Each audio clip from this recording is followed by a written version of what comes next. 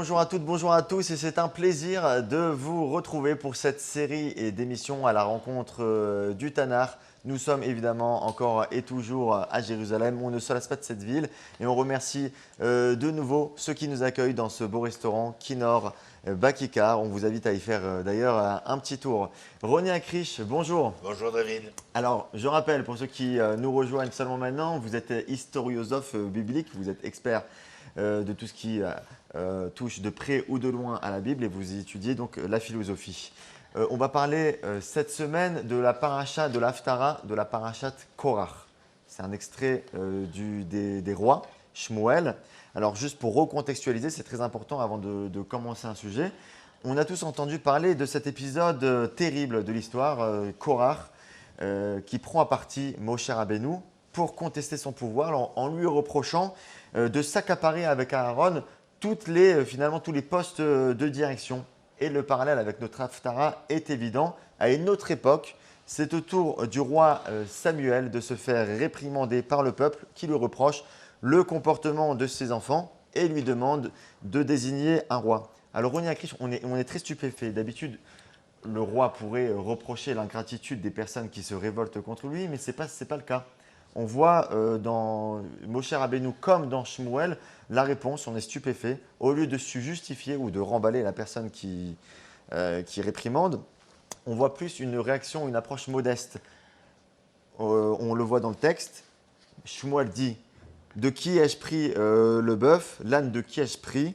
Qui d'entre vous ai-je opprimé? Qui parmi vous ai-je lésé ?» Il questionne modestement le peuple. Alors, qu'est-ce qu'on apprend de cette leçon, de cette grande leçon de leadership? C'est très bien d'avoir introduit de cette manière parce que chaque texte qui nous interpelle, il faut le remettre dans son contexte. Pour une simple raison, disait Nietzsche, avoir une perspective. Et le double contexte ici, c'est véritablement l'histoire de Korach face à Moshe. Mais moi, je vais m'intéresser particulièrement au livre de Shmuel. Quand Shmuel essaie de se, en quelque sorte, dédouaner aux yeux des enfants d'Israël, qu'ai-je donc fait pour que vous remettiez en cause ma capacité à pouvoir être votre dirigeant, votre souverain, entre guillemets, car il n'est pas roi.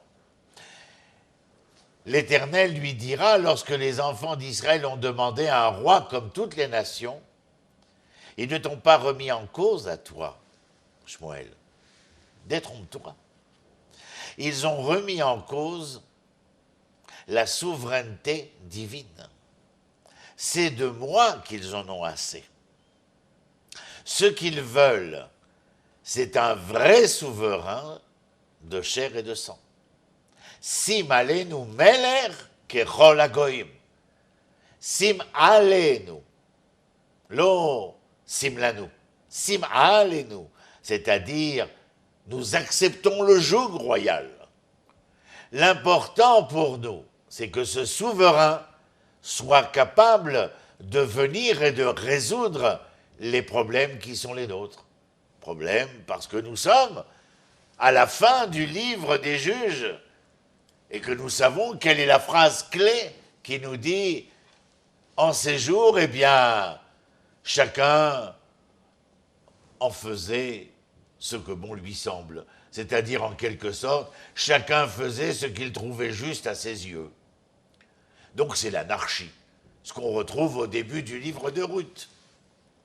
Et face à cette anarchie-là, Shmuel était bien conscient que c'était levé des juges. Mais pour le peuple, c'est insuffisant. Il faut un souverain capable d'élaborer une gouvernance stable et centralisée. Quelque chose de surprenant dans les propos de Shmuel, dont plusieurs dirigeants actuels devraient prendre exemple, c'est de savoir se retirer au bon moment.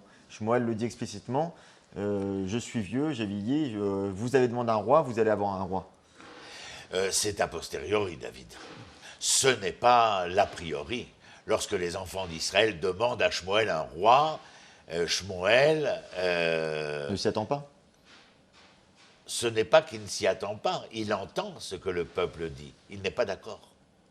Il se refuse à se laisser aller à la demande des enfants d'Israël pour une seule raison. Laquelle, David? Le fait que les enfants d'Israël ont déjà un roi. Dans le langage de Shmuel, ils ont un roi qui s'appelle le roi des rois. Qui n'est pas de chair et de sang. Qui n'est pas de chair et de sang. Et en fin de compte, on n'a pas l'impression seulement, mais la difficile compréhension, quand on analyse Shmuel, de pourquoi cet homme est-il tellement attaché au pouvoir temporaire, à la décentralisation. J'aurais une question encore plus grave. Pourquoi éviter la stabilité? Au nom de quoi? Et Shmuel pense que l'évitement de cette stabilité-là est à même de créer une situation critique, en conséquence de quoi la situation critique amènerait les hommes à se tourner vers qui?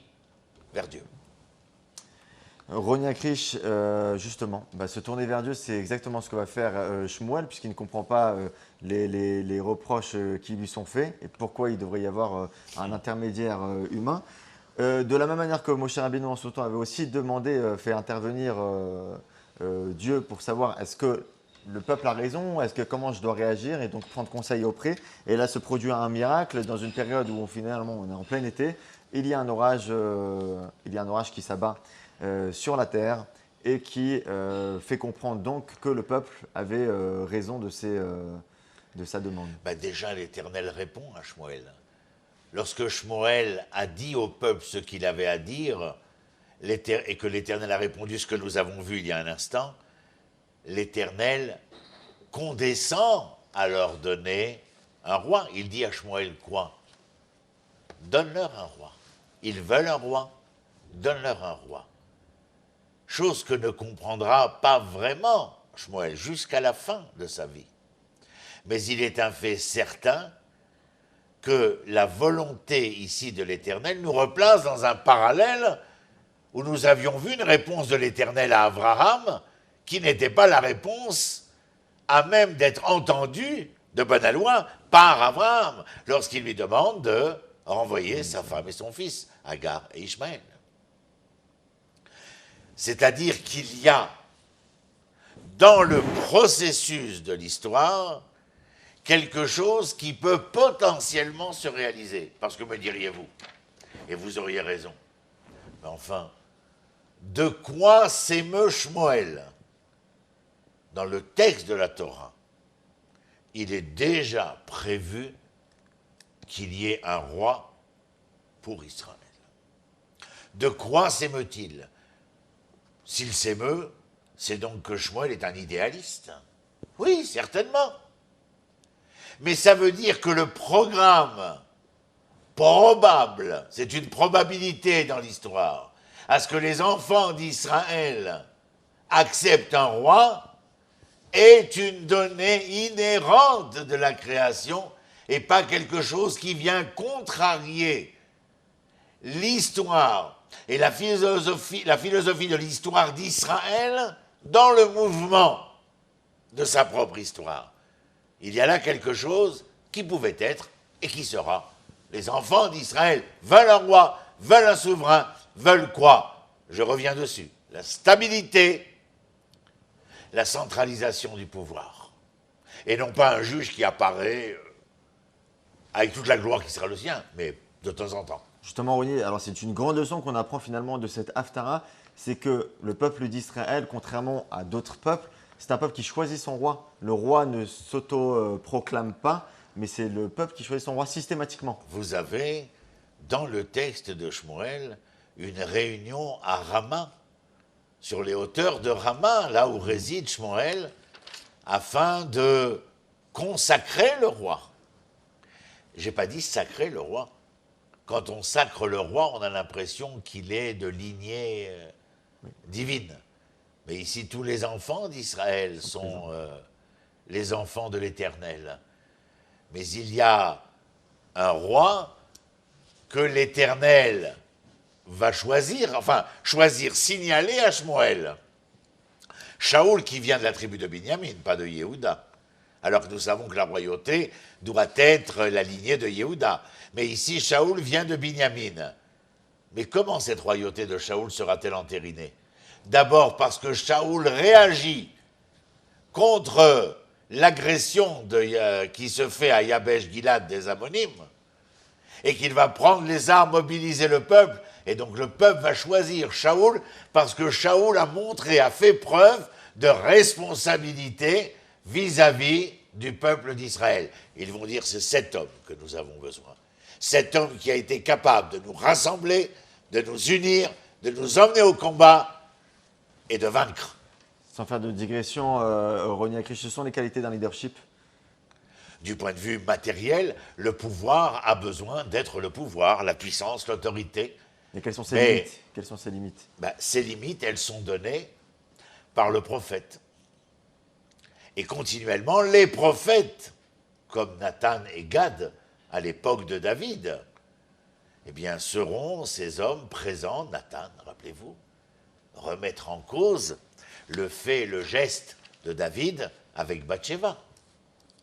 Donc le roi a les pouvoirs, mais il a surtout le pouvoir d'être à l'écoute et l'entendement de l'Éternel. Et de nouveau, du coup, puisqu'on demande un intermédiaire entre le peuple et l'Éternel, toute la centralité de l'Haftarah retombe sur le même leitmotiv qui est d'écouter les voix de l'Éternel. Et si on s'en détourne, il se passera ça. Et si vous suivez, il se passera ça. Alors du coup, est-ce que c'est plus évident de suivre les voies de l'Éternel en ayant un intermédiaire fait de chair et d'os? La volonté de Shmuel dans le discours qu'il va faire dans cette Haftarah.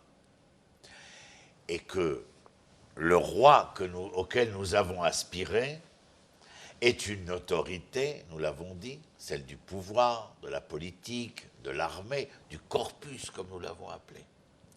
Mais qu'il n'est pas possible que celui qui a la responsabilité de ce corpus soit totalement lié au seul corps et incapable de s'inspirer de l'esprit de la volonté divine pour l'insuffler,